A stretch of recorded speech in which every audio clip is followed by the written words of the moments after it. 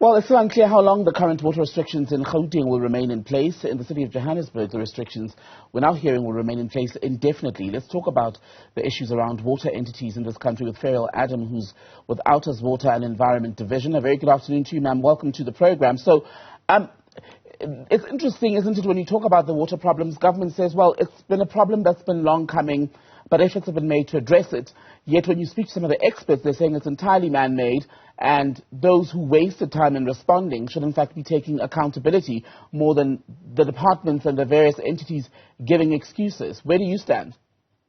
I agree with that. Thank you for having me on your show. I mean, I think that just the simple thing on the stage 2, if we look at the stage 2 water restrictions, it's so confusing because people just don't know what exactly do they mean by stage 2. So that in itself is an indication of the confusion that's going on. But also, you're right. I think that this is not something that just started yesterday. It's been an ongoing issue, and we do not have enough plans in place. So, I spoke to Minister Senzo Mchunu, who was saying, now they admit that mistakes were made in the past, but everyone basically who's on board now is doing their best to make sure that this is not a quote-unquote new normal. You could say we heard that with the power cuts when they started back in 2008. Are you optimistic that the water problems will be resolved faster than how load shedding has dragged on for more than a decade? No, I'm afraid not. I mean, even though I do agree with the minister that there is a change, and he's really a minister that has changed the department. He's put in place people that are going to change things. But I think that we've left it for so long that we're dealing with such an issue. I mean, if you just look at the government's own blue drop and green drop reports, most of our polluters, our rivers are completely polluted with E. coli. There's high levels of E. coli in our rivers. There are wastewater treatment plants that are not functioning adequately and are spewing sewage into our rivers and our seas.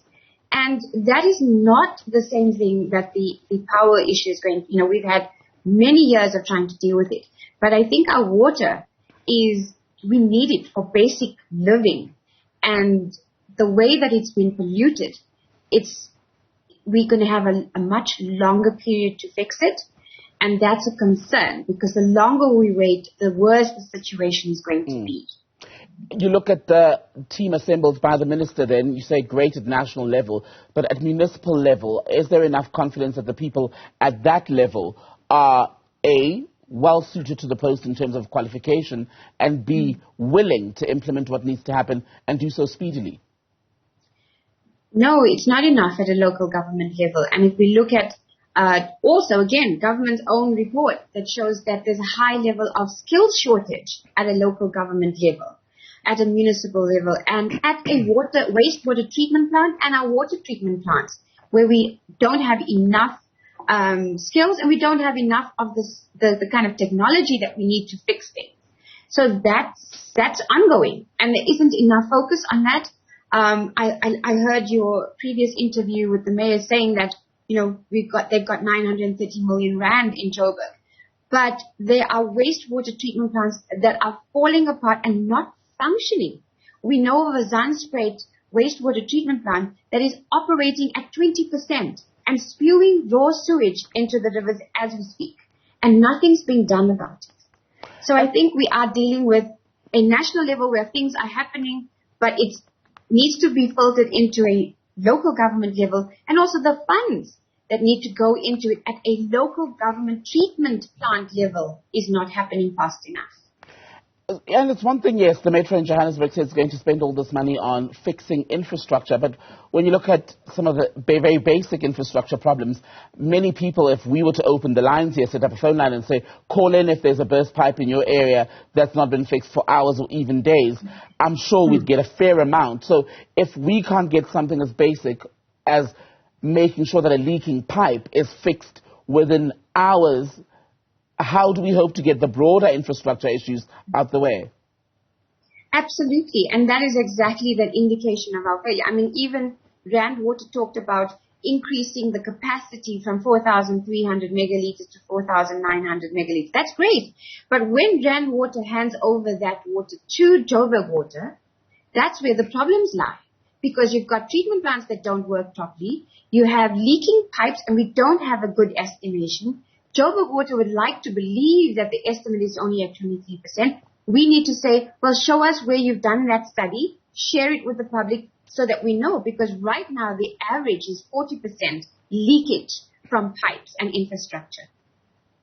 I was looking at another report just now speaking to you that I looked up where they were saying Joburg Water at some point was losing around 14 billion rand litres of water monthly roundabout, and all of that is an estimation. But the water problems in South Africa are a bigger issue, aren't they? Because we've been showing footage now while speaking to you, for example, of people having to do their laundry at a river. And in South Africa, the reality is water is still not freely accessible to all. Clean drinking water, piped water. Yeah. No, you're very right. I mean, there's a statistic that says, it's a stats I say, that only 46% of households in South Africa have a tap in their house, a running tap in their house.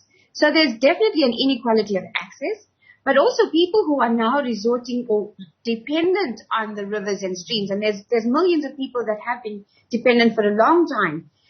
The challenge now is that these rivers and streams are polluted with E. coli. And if we look at a study that we've done with WaterCan, okay, it was a small number of people, but all the tests that were done on open rivers and streams showed levels of E. coli and total coliform bacteria. So what is government doing about that? Ferrial Adam, let's leave it on that note then. Thank you very much for speaking to us today.